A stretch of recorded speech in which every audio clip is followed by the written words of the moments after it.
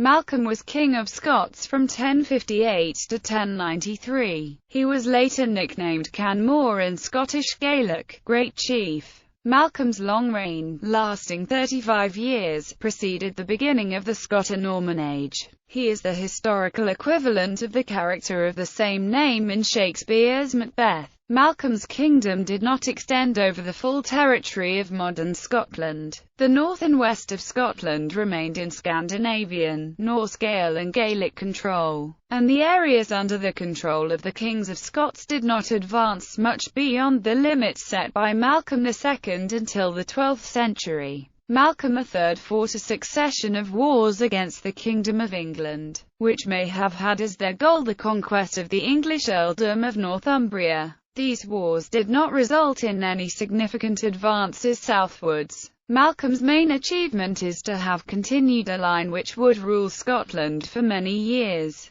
although his role as founder of a dynasty has more to do with the propaganda of his youngest son David, and his descendants, than with any historical reality. Malcolm's second wife, Margaret of Wessex, was eventually canonized and is Scotland's only royal saint. Malcolm himself gained no reputation for piety, with the notable exception of Dunfermline Abbey. He is not definitely associated with major religious establishments or ecclesiastical reforms. Background: Malcolm's father Duncan I became king in late 1034, on the death of Malcolm II, Duncan's maternal grandfather and Malcolm's great-grandfather. According to John of Fordun, whose account is the original source of part at least of William Shakespeare's Macbeth, Malcolm's mother was a niece of Siward, Earl of Northumbria, but an earlier king list gives her the Gaelic name Southern. Other sources claim that either a daughter or niece would have been too young to fit the timeline. Thus the likely relative would have been Siward's own sister Sybil, which may have translated into Gaelic as Southern.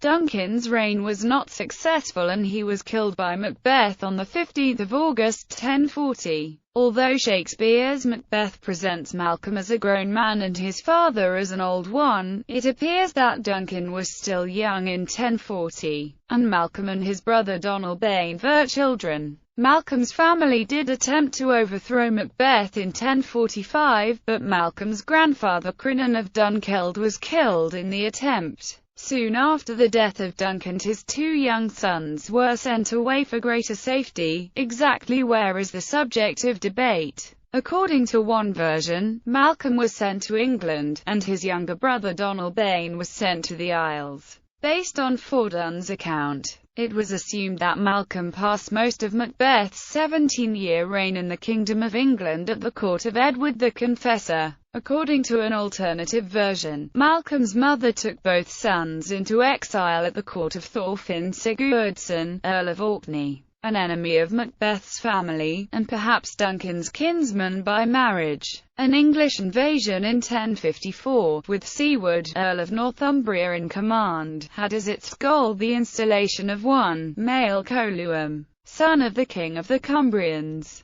This Mael Coluim has traditionally been identified with the later Malcolm III. This interpretation derives from the chronicle attributed to the 14th-century chronicler of Scotland, John of Fordun, as well as from earlier sources such as William of Malmesbury. The latter reported that Macbeth was killed in the battle by Siward, but it is known that Macbeth outlived Siward by 2 years. A.M. Duncan argued in 2002 that, using the Anglo-Saxon Chronicle entry as their source, later writers innocently misidentified Mael Coluim with the later Scottish king of the same name. Duncan's argument has been supported by several subsequent historians specializing in their era, such as Richard Oram, Dovert Brown and Alex Wolff. It has also been suggested that Mael Coluim may have been a son of Owen the Bald, British king of Strathclyde, perhaps by a daughter of Malcolm II, King of Scotland. In 1057 various chroniclers report the death of Macbeth at Malcolm's hand, on 15 August 1057 at Lumfannon in Aberdeenshire. Macbeth was succeeded by his stepson Lullick, who was crowned at Scone, probably on 8 September 1057. Lulloch was killed by Malcolm, by treachery, near Huntly on 23 April 1058. After this, Malcolm became king, perhaps being inaugurated on 25 April 1058, although only John of the Fordun reports this. Malcolm and Ingebjorg, if Orderic Vitalis is to be relied upon. One of Malcolm's earliest actions as king may have been to travel south to the court of Edward the Confessor in 1059 to arrange a marriage with Edward's kinswoman Margaret, who had arrived in England 2 years before from Hungary. If he did visit the English court, he was the first reigning king of Scots to do so in more than 80 years. If a marriage agreement was made in 1059, it was not kept, and this may explain the Scots' invasion of Northumbria in 1061 when Lindisfarne was plundered. Equally, Malcolm's raids in Northumbria may have been related to the disputed kingdom of the Cumbrians, re-established by Earl Siward in 1054, which was under Malcolm's control by 1070. The Orkneyinga saga reports that Malcolm married the widow of Thorfinn Sigurdsson, Ingebjorg, a daughter of Finn Arneson. Although Ingebjorg is generally assumed to have died shortly before 1070, it is possible that she died much earlier, around 1058. The Orkneyinga saga records that Malcolm and Ingebjorg had a son, Duncan II, who was later king. Some medieval commentators, following William of Malmesbury, claimed that Duncan was illegitimate, but this claim is propaganda reflecting the need of Malcolm's descendants by Margaret to undermine the claims of Duncan's descendants. The William, Malcolm's son Domnall, whose death is reported in 1085, is not mentioned by the author of the Orkneyinga saga. He is assumed to have been born to Ingebjorg. Malcolm's marriage to Ingebjorg secured him peace in the north and west. The Heimskringla tells that her father Finn had been an advisor to Harald Hardrada and, after falling out with Harald, was then made an earl by Svein Estridsson, king of Denmark, which may have been another recommendation for the match. Malcolm enjoyed a peaceful relationship with the earldom of Orkney, ruled jointly by his stepsons, Paul and Erlend Thorfinnsson. The Orkneyinga saga reports strife with Norway, but this is probably misplaced as it associates this with Magnus Barefoot, who became king of Norway only in 1093, the year of Malcolm's death. Malcolm and Margaret.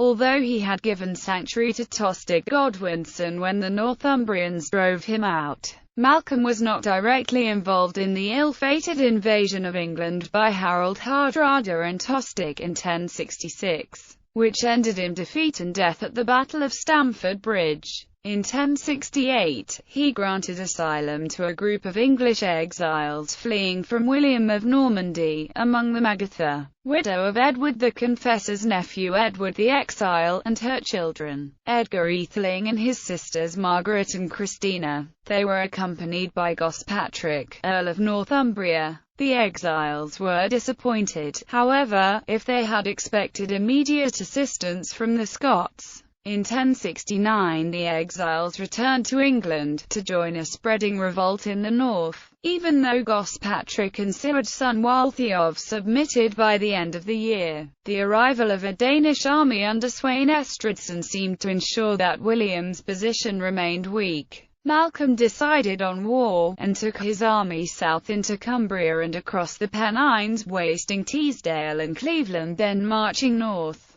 loaded with loot, to Weymouth. There Malcolm met Edgar and his family, who were invited to return with him, but did not. As Sweyn had by now been bought off with a large Dane geld, Malcolm took his army home. In reprisal, William sent Gospatrick to raid Scotland through Cumbria. In return, the Scots fleet raided the Northumbrian coast where Gospatrick's possessions were concentrated. Late in the year, perhaps shipwrecked on their way to a European exile, Edgar and his family again arrived in Scotland, this time to remain. By the end of 1070, Malcolm had married Edgar's sister Margaret of Wessex, the future Saint Margaret of Scotland. The naming of their children represented a break with the traditional Scots regal names such as Malcolm, Synod and Aed. the point of naming Margaret's sons, Edward after her father Edward the Exile, Edmund for her grandfather Edmund Ironside, Ethelred for her great-grandfather Ethelred the Unready, and Edgar for her great-great-grandfather Edgar and her brother, briefly the elected king. Edgar Atheling was unlikely to be missed in England, where William of Normandy's grasp on power was far from secure. Whether the adoption of the classical Alexander for the future Alexander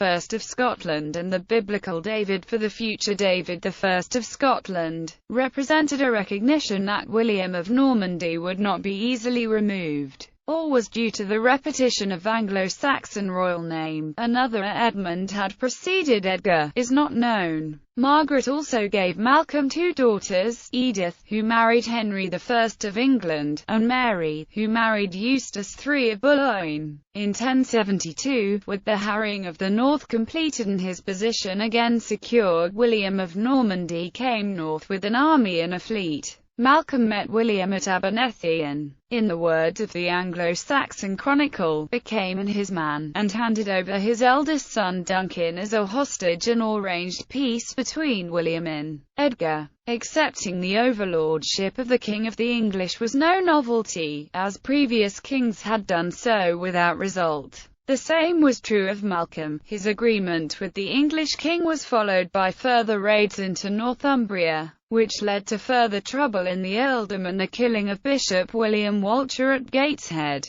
In 1080, William sent his son Robert Curthose north with an army while his brother Odo punished the Northumbrians. Malcolm again made peace, and this time kept it for over a decade. Malcolm faced little recorded internal opposition, with the exception of Lulac's son Maelsnecte. In an unusual entry, for the Anglo-Saxon Chronicle contains little on Scotland, it says that in 1078, Malcolm, Maelcoluim, seized the mother of Maelslaraton, Maelsnecte, and all his treasures, and his cattle, and he himself escaped with difficulty. Whatever provoked this strife, Maelsnecte survived until 1085. Malcolm and William Rufus. When William Rufus became King of England after his father's death, Malcolm did not intervene in the rebellions by supporters of Robert Curthose which followed. In 1091, William Rufus confiscated Edgar Atheling's lands in England, and Edgar fled north to Scotland. In May, Malcolm marched south, not to raid and take slaves and plunder, but to besiege Newcastle, built by Robert Curthose in 1080. This appears to have been an attempt to advance the frontier south from the River Tweed to the River Tees.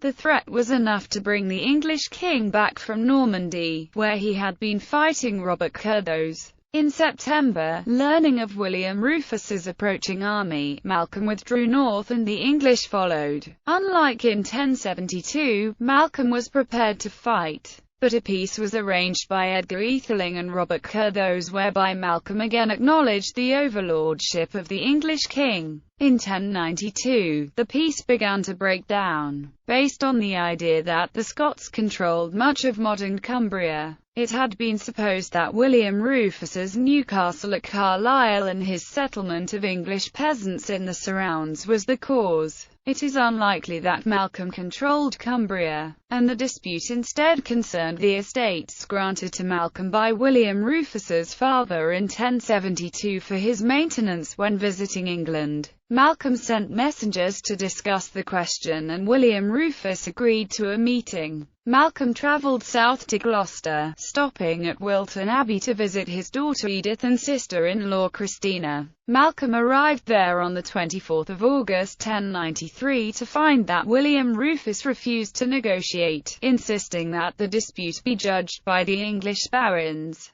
This Malcolm refused to accept, and returned immediately to Scotland. It does not appear that William Rufus intended to provoke a war, but, as the Anglo-Saxon Chronicle reports, war came. For this reason therefore they parted with great dissatisfaction, and the King Malcolm returned to Scotland, and soon after he came home, he gathered his army, and came harrowing into England with more hostility than behoved him. Malcolm was accompanied by Edward, his eldest son, by Margaret and probable heir designate, and by Edgar. Even by the standards of the time, the ravaging of Northumbria by the Scots was seen as harsh death. While marching north again, Malcolm was ambushed by Robert de Mowbray, Earl of Northumbria, whose lands he had devastated, near Alnwick on 13 November 1093. There he was killed by Arkell Morel, steward of Bamborough Castle. The conflict became known as the Battle of Alnwick. Edward was mortally wounded in the same fight. Margaret, it is said, died soon after receiving the news of their deaths from Edgar. The Annals of Ulster say, Mael Coluim son of Donchard, over King of Scotland, and Edward his son, were killed by the French, i.e., Normans, in Inveralda in England. His queen, Margaret, moreover, died of sorrow for him within 9 days. Malcolm's body was taken to Tynemouth Priory for burial. The king's body was sent north for reburial, in the reign of his son Alexander, at Dunfermline Abbey, or possibly Iona, on 19 June 1250, following the canonization of Malcolm's wife Margaret by Pope Innocent IV. Margaret's remains were disinterred and placed in a reliquary. Tradition has it that as the reliquary was carried to the high altar of Dunfermline Abbey, past Malcolm's grave, it became too heavy to move. As a result, Malcolm's remains were also disinterred, and buried next to Margaret beside the altar. Issue: Malcolm and Ingebjorg had 3 sons. Duncan II of Scotland succeeded his father as King of Scotland. Donald died California 1094. Malcolm died California 1085. Malcolm and Margaret had 8 children, 6 sons and 2 daughters. Edward killed 1093. Edmund of Scotland. Ethelred, Abbot of Dunkeld. King Edgar of Scotland. King Alexander I of Scotland. King David I of Scotland. Edith of Scotland, also called Matilda, married King Henry I of England. Mary of Scotland married Eustace III of Boulogne. Depictions in fiction. Malcolm appears in William Shakespeare's Macbeth as Malcolm. He is the son of King Duncan and heir to the throne. He first appears in the second scene where he is talking to a sergeant, with Duncan. The sergeant tells them how the battle was won thanks to Macbeth. Then Ross comes and Duncan decides that Macbeth should take the title of Thane of Cawdor. Then he later appears in Act 1.4 talking about the execution of the former Thane of Cawdor. Macbeth then enters and they congratulate him on his victory. He later appears in Macbeth's castle as a guest.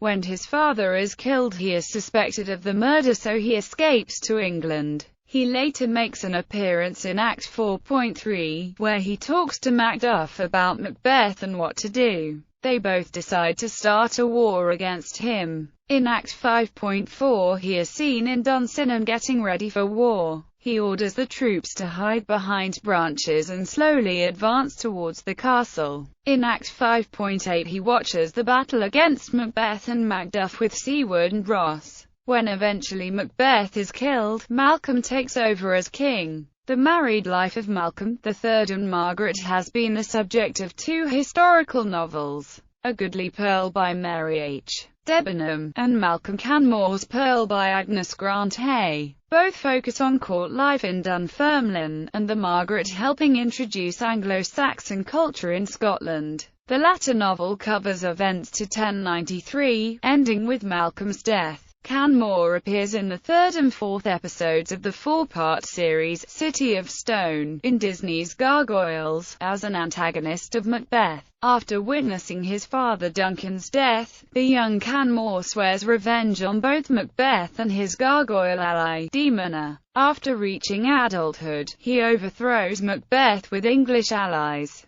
Canmore is also the ancestor of the Hunters, a family of vigilantes who hunt Demona through the centuries. Canmore was voiced in the series by J.D. Daniels as a boy and Neil Dixon as an adult. Ancestry.